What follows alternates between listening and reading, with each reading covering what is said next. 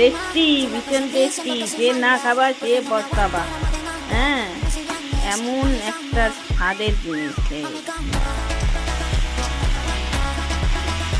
দারুণ। তো এখন আমি দিচ্ছি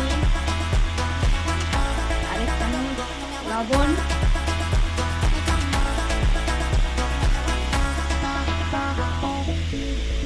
হলুদ, হলুদ তোমাকে এবার দেই রান্নাতে।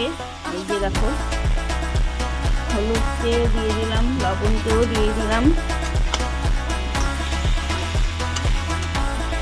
সব কিছু দিয়েই তো রান্না করতে হবে। সুন্দর লাগছে, আমার তো মনে হচ্ছে এখনই খাই কাটা কাটা।